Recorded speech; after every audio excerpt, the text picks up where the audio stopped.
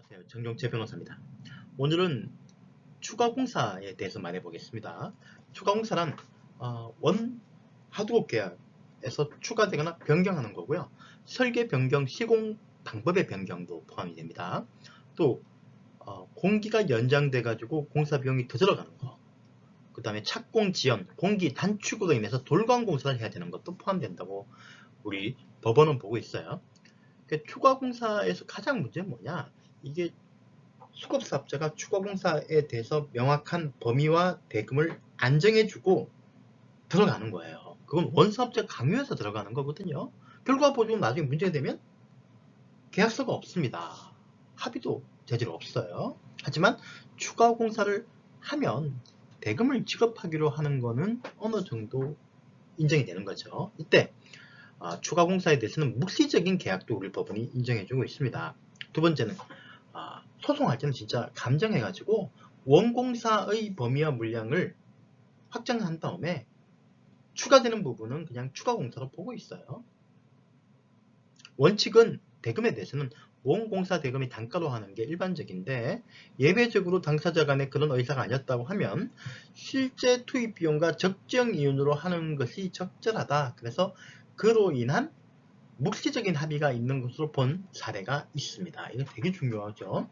특히 원사업자가 추가공사를 지시하고, 그런데 원 계약 금액으로는 도저히 이 공사를 하기가 힘들어요. 왜냐하면 물량이 늘어나가지고 인력을 추가로 더 확보해야 되고, 추가 확보하는 게 쉽지가 않기 때문에 원래 있는 인력을 야간 작업, 추가 공사 또는 주말 작업 등을 시켜야 되고, 또 갑자기 급하게 물량과 자재와 장비를 빌리다 보면 금액이 올라가죠. 그래서 훨씬 더 높은 경우가 많기 때문에 단가가 이렇게 어필한 경우에는 실투입 비용으로 인정해주는 우리 지금 묵시적인 합의가 있다는 법원 판결이 있습니다. 그러면 이 문제 방지하기 위해서 어떻게 될까요? 안 하는 게 맞죠. 그런데 목구멍이 포도청이지 않습니까? 놀릴 수가 없으니. 그리고 이 원사업자의 뜻을 거스르면 다음 공사도 어려울 수 있고, 이미 하고 있는 다른 공사에서 공사금 받기도 힘들기 때문에, 그래서 해야 된다면 하도급 계약 추정 제도가 있습니다. 이건 뭐냐면 추가 공사의 내용과 금액을 쓴 이 서면을 이메일 등으로 우리 그 수급사업자가 원사업자한테 보내요. 그러면 원사업자가 반대 안 하고 있다. 그러면 그대로 계약이 체결된 걸로 볼 수 있어요. 만약에 이제 원사업자가 이를 반대하면 계약이 성립된 건 아니지만, 그렇더라도 나중에 증거가 되겠죠. 그리고 수시로 공사 진행과 비용에 대해서 보고하고 증거를 남겨야 됩니다. 그리고 나중에 문제가 되면 민사소송과 공정거래위원회 신고를 해야 되는데, 중요한 거, 공정거래위원회의 신고를 먼저 하는 게 좋아요. 왜냐? 우리 민사법원은 아직 하도급법에 대해서는 조금 덜 수급사업자한테 우호적이에요. 특히 우리 판사님들은 계약 자치, 사적 자치의 원칙을 더 중요하게 생각하기 때문에 결과적으로 합의를 했다면 그 합의대로 따라야 되고, 합의를 하지 않았다면 왜 합의하지 않았느냐라고 되묻는 경우가 많기 때문에 공정거래위원회 신고를 먼저 하시고요. 공정거래위원회가 만약에 위법하다고 인정되면 우리 법원도 하도급법 위반으로 인정해 줍니다.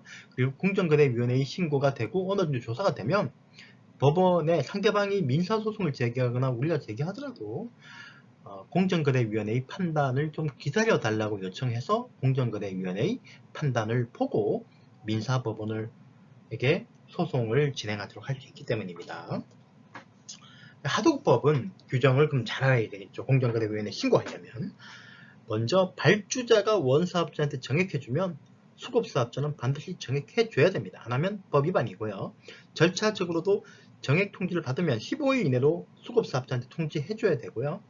30일 이내로 반드시 정액계약을 체결해줘야 됩니다. 안 하면 이 자체로 법 위반이고, 두 번째로 발주자 정액이 없더라도 우리 원사업자에게 수급사업자는 하도급 대금 조정 신청을 할 수 있습니다. 만약에 원사업자가 응하지 않거나 답이 없으면은 하도급 분쟁조정위원회에 신청할 수 있어요. 그리고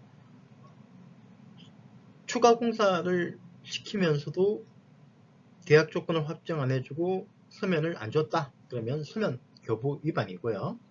그 다음에 공사 끝났는데도 안 줬다. 그러면 하도급 대금 미지급 15.5%의 지연이자 미지급이 됩니다. 그리고 공기가 지연되는 경우 등의 경우에 대금 조정 조항이 하도급 계약서에 없다. 그러면 부당특약이고요. 그 다음에 공기 지연 등에도 불구하고 원 하도급 계약을 그대로 받으라고 강요하면 그 자체로 대금 부당 결정이나 부당 감액에 해당될 수 있습니다. 특히 5. 부당특약이나 6. 대금 부당 결정이나 부당 감액은 이 경우는 징벌적 손해배상 대상이고요. 그리고 형사 고소 대상이 될 수도 있기 때문에 상당히 효과가 있죠. 그래서 이렇게 법 위반이 있기 때문에 공정거래위원회에다 신고를 꼭 하십시오. 그리고 권리를 부여받으시기 바랍니다. 수고하셨습니다.